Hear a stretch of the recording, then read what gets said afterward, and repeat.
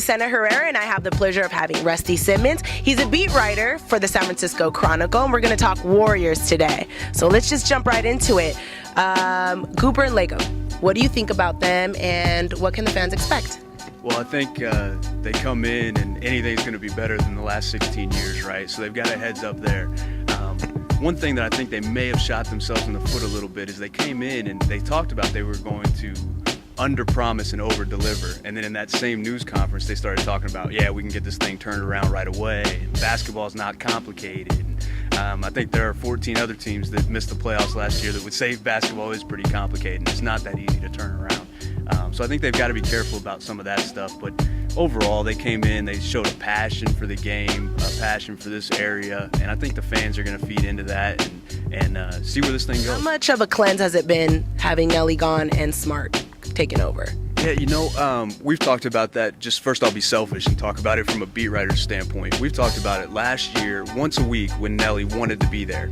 And he was colorful and gregarious. It was great because you had all the quotes for the week and it was fantastic. But there were also 5-6 days where he didn't want to be there, and it was 1-2 questions and you're out. So selfishly, as a beat writer, you know Smart's going to show up every day. He answers all the questions. He's still, in his first year, still a little worried to say certain things, so you don't always get the full answer. So that's been a lot different. But you can see drastically different locker room. The players are happier. Some of that comes with winning, but I think a lot of that goes to Keith Smart as well. Yeah.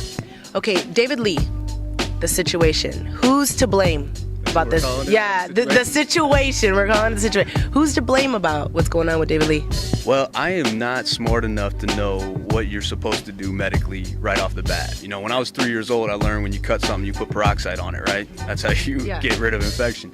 They didn't do that. But from all the doctors that I talked to who are smart enough, they say it wouldn't have mattered anyway. When a tooth gets that far in, the bacteria is already there, it wouldn't have mattered. I don't know if that's true or not. That's from the doctors. I believe them.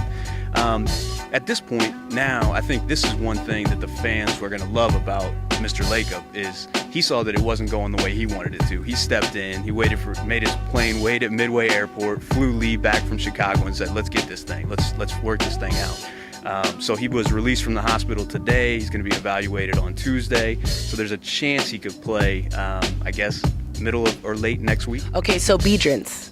Do you think he's going to finish the season as a Warrior, and you know his inconsistency as a player on the court? You think it's an issue for Smart? More than anything, to me, it seems like it's a head thing with him. He loses his confidence so quickly, and you know he's scared to do things on offense because he doesn't want to get fouled and go to the free throw line. And it's almost at this point where a coach can't help him. It's like, do you need a head doctor to come in and look at him, you know? And it's a hard thing to say, but I really feel that about him. I think he's going to be here. I think he's in a much better mind place than he was last year. Last year he was upset the whole year. He and Nelson were not getting along.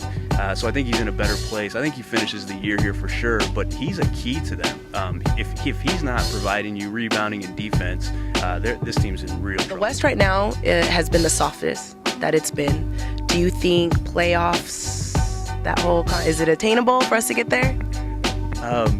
It was funny when Mr. Lacob started talking at the news conference the other day where he said a 10-win, 8-win, 10-win upgrade over last year is not good enough. We want to finish 500. Then we want to start thinking about the playoffs. That's not the player's goal. The player's goal is to get over those 6 teams who are in front of them to compete in that thing. And I think that's a more logical goal. I mean, a 10-win upgrade over 26 is remarkable. That's a great season. Yeah. It's not going to get you close to the playoffs.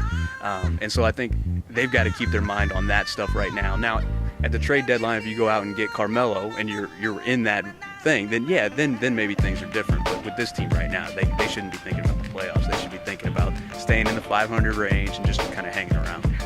Definitely. Okay, now let's talk about you. This is your second year with the Beat. How was that? I didn't get fired. Right? No, I'm just kidding. How was that going for you? It's great. I still can't believe that they pay me to do this, to cover basketball for a living. It's pretty amazing. Even on some road trips, you know, when you're away from home for 10 days and you start pouting about the snow and then you remember you get to go watch basketball that night. It's wonderful. I've learned so much in a year, and I know all the fans won't believe this, but just in talking to Nelson after the guy knows everything about basketball, and not always the right things to do, but he knows everything about basketball. And I learned so much last year from him. It was great fun. And it's fun. It's the best job in the world. Warriors World, in the forums. Do you go to the forums? I do, of course. Yeah, it is actually, it was one of my favorite things to do right before I go to practice. Because look, you see these guys every day, and it's like they're sick of talking to you, you're sick of talking to them. It's like you do the nice, how's your family, that kind of thing, and then you're kind of out of questions for them. You know, it's 2 weeks into the season, and you know the answer to every question.